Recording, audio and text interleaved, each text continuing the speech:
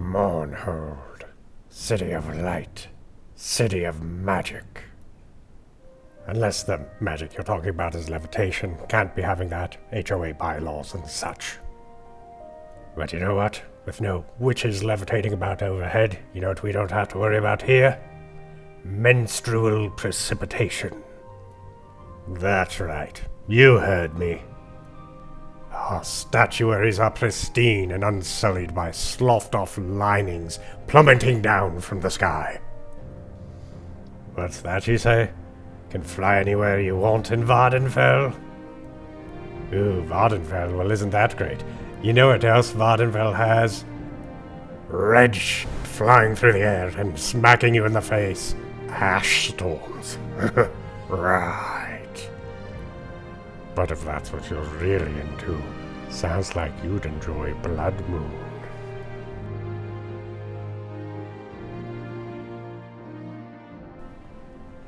Hi, so I recently completed a run-through of the base game of Morrowind, put up a review of that, and now I've kind of gone through and done the first expansion pack, Tribunal, and wanted to kind of follow up that initial base game review with a thoughts and review video of the Tribunal Expansion to Morrowind. So this is going to contain lots of spoilers and stuff like that. And, you know, the TLDR of this review of Tribunal is... it's fine. So this is partially an expectation problem, and when I think back to games that I absolutely loved that had expansions, almost every single one of those expansions feels like a disappointment compared to the base game. You know, like Shadow of the Erdtree, a little bit worse than Elden Ring. Throne of Ball, a little bit worse than Baldur's Gate 2. And similar sort of thing here with Tribunal to Morrowind. It's pretty good, but it feels like a little bit of a letdown after how good the base game was. And I did go through and play both the Tribunal and Blood Moon expansions back when they first came out, 20 some odd years ago. And I didn't have strong memories of either of them, aside from, wow, those were harder than the original game. That was like my overwhelming thing, overwhelming memory of those games. So it was almost kind of blank slate going into them. Haven't done Blood Moon yet, by the way. Just Tribunal. Blood Moon will come later. But a lot of what I loved in the base game of Morrowind got stripped out in this kind of tighter, more compact expansion in Tribunal. When I think about what makes Morrowind good for me, which, what makes good for you, totally different thing, but what makes it good for me is a lot of that sense of freedom of exploration. And ultimately, my overwhelming feeling in Tribunal is confinement, which is kind of the opposite. So we go from this free-form organic world where the cities blend into the terrain around them, lots of things to explore, and we go from that to a circle. And we can't fly in this circle, we can't climb the walls of the circle, we can't look out over the landscape around the area. Even that would have been like a great sense of freedom, just to be able to climb the walls of this city, not even leave them, because I understand it's only an expansion, you're not going to get everything, but just being able to look out over the landscape around them would have been great. Being able to fly over the walls to the different quadrants of the city would have been nice. It just feels like a video game level as opposed to a world that the city of Mournhold does to me. And I mean, there are some things that look nice. I mean, the temple looks like an absolutely beautiful structure. You go to the plaza, the statue out there looks very nice and all that. Those sections feel very empty and sterile, though. And I don't know if that was kind of an intentional thing where it was meant to be the rigid, firm hand of Almalexia creating this very cultivated, pristine city that is, like I said, kind of sterile feeling. It just doesn't feel fun to play in, if that's what they were kind of going to. At least it's not that fun to me. And, you know, these cities in games like this, they're always abstractions, you know. Something like Vivek City in the base game, again, very geometric with these kind of cantons, but they create like this feeling where you're only seeing a little section of this warren of tunnels in each one of these things. You know, there are people's homes on the outside, and it creates a sense that you're just getting a glimpse of what's all the way inside here. There really aren't common people's homes in Mournhold, which kind of creates a little bit of this feeling of this is a compact video game level rather than a living area. And then within some of the larger areas as well, like the palace and the temple, it just feels like very confined hallways, you know. King Helseth's palace is kind of sad, you know, compared to like, you know, the Redoran, what are they? Lords of the Redoran household. I forget the exact term they use there. They have much more impressive homes than he has, and he's like the king of all of, you know, Dark Elfdom? Oh, Morrowind. That's what he's king of. You know, the castle in Ebonheart feels more impressive because you could walk around the outside of it. You know, it doesn't matter that the inside of it feels so small when you can see the outside of the building. For, you know, the palace, Helseth's palace, you get a breezeway. That's all you really see of it, so it doesn't really feel like a palace to me. You know, let us climb some towers, look out over the top, walk around the ramparts, that sort of thing. You know, I feel like there was probably some more creative ways they could have created the constraint of you can't leave the city of Mournhold. We know that the Tribunal has the capability of making barriers, like, you know, the ghost fence and things like that. Make a dome like that where you can climb up on the walls and look out over the world. That would have made it feel a little less trappy to me.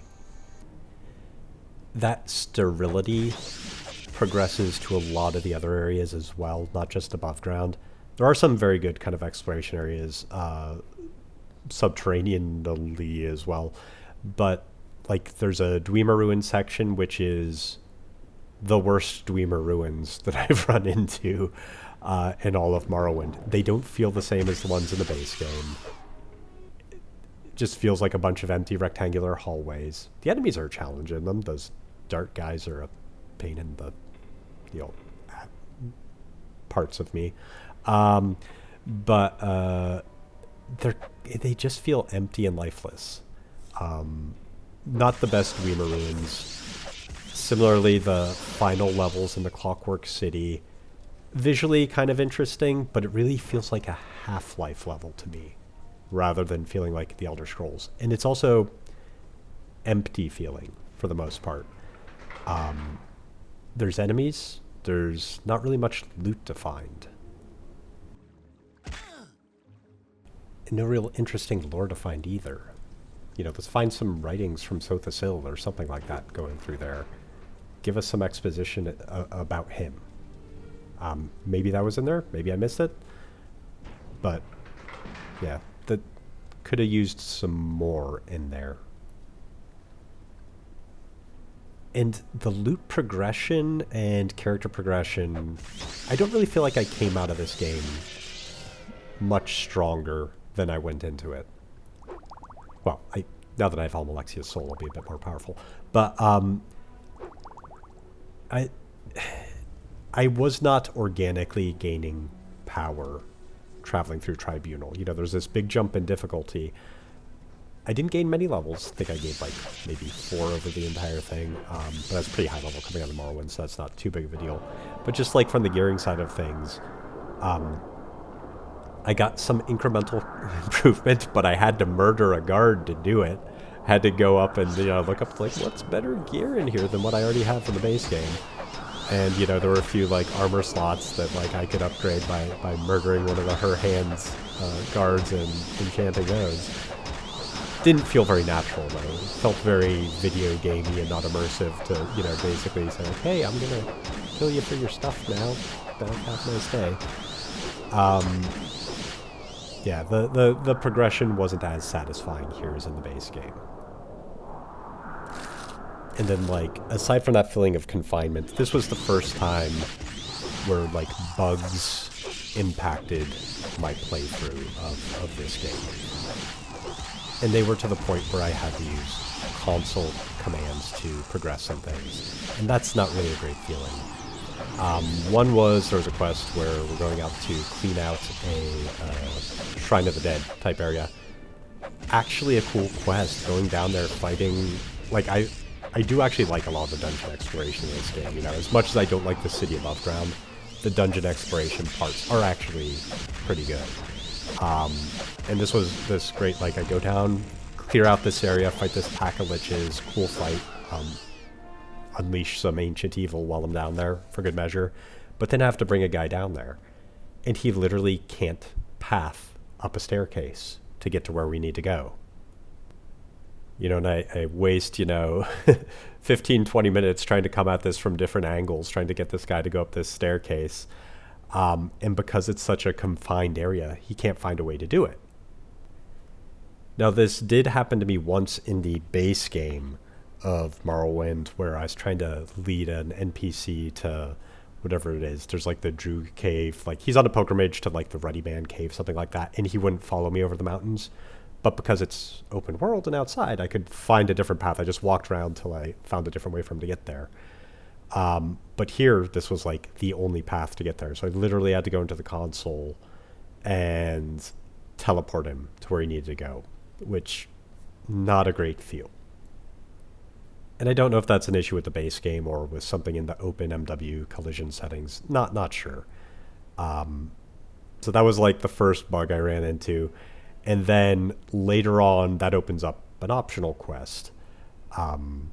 We're unleashed an ancient plague from that area, and there's like a secret door where as you progress that quest is supposed to open up. And, you know, I was having trouble opening that secret door. So, like, you know, went online, double-checked I'd done all the quest progression steps. I had talked to, you know, this Khajiit guy who was supposed to trigger it being able to open. And it's pretty obvious where it is, where this thing is. There's like a button in front of butt cheeks that you have to go walk on to open up the... You can see it on your map where you need to go. But sure enough, that button wasn't triggering for me in the story. And again, I'd use console commands to turn off collision so I could go in there and fight the boss of the side quest there. Good fight, good side quest. Would have been great if I wasn't dealing with the bug there. It's not all bad though. That's why I said it's fine. The game is fine. The exploration of the dungeons in the game is actually pretty good. I don't like the sewer area particularly very well, but what the sewer area is attached to, there's like the quest to go track down some goblin lords, there's the quest to go get the Dark Brotherhood. These are long, satisfying dungeon dives. Some of them have good amounts of verticality. You can fly again arbitrarily under the city for some of these to discover some things floating up on platforms. That feels good. That dungeon exploration feels good. And then if you travel through the Dwemer ruins that I didn't like, you eventually get to a Daedric ruin that's actually really challenging and nice. And there's just a part of it that has kind of like a little bit of that wonder-inducing side of things where there's all these statues of the Daedric lords in a room that's apparently just there for atmosphere. Or at least I didn't find anything in it. Maybe there was something hidden in there that I didn't find. But felt cool traveling through that Daedric ruin. And again, the fights in there were a good challenge, you know, just packs of high-level enemies coming at you all at once to ruin your day. Those ruins and exploration, for the most part, felt pretty good. And then a couple of my criticisms of the base game were resolved as well. You have vendors who have decent amounts of money, so you don't feel like you're a struggle to sell items, to build up money, to like enchant some things. The combat also, there's a lot more challenge here, which is a good thing. I died. I got killed and murdered. I was the murderee this time instead of just being the murderer in this game, which again is a good feeling. It feels like you're actually more heroic when the challenge rises up to you. And again, this is all at, like the base game, I'm playing this all at the highest difficulty level as well. I love the finale sequence as well. I don't actually like most of the Clockwork City. It feels like Half-Life instead of the Elder Scrolls to me. But the back-to-back sequence of the last two boss fights going through that area, love those. They felt pretty good, including, you know, the final fight against Almalexia herself. And the thing that I love most about the finale of this game is the interwovenness with decisions you made in the base game. So, you know, I actually went and did the ending of this game twice. When I saw that they were bringing up Vivek during the final sequences, both Almalexia and Azura were bringing him up, I'm like, hey, what happens? I've been meaning to go after that guy too. What happens if I go and do that? So, you know, I go back and, you know, Vivek gets what he deserves. And sure enough, the ending content changes because of that. I love that. That's a great, satisfying build-in to the ending of the game. That's very, very good. But yeah, overall, like I said, it's fine. It's a letdown only because of the fact that it's coming after the base game of Morrowind that was so good. If it was like a standalone thing, it's like, hey, that's pretty good. But following up something great, it just feels all right, which is a little bit, like I said, it feels a little disappointing. But on the bright side, there's some great dungeon crawling to be had through a lot of the subterranean areas. I'd say most of the subterranean areas are pretty good. And the climax slash ending sequence of it, very good, very satisfying wrap up. So next up, I'll be heading into Blood Moon. I'll let you know how that goes for me. And well, it's getting outdoors again, so hopefully that'll feel a little less confined than Tribunal did. So if you enjoyed hearing a random asshole give his thoughts on, you know, an expansion to one of the best video games ever made, only 25 or so years overdue, like and subscribe, or comment and tell me all the reasons that I'm completely wrong and an idiot. That's fine too. It's all opinion. Thanks for listening. Bye.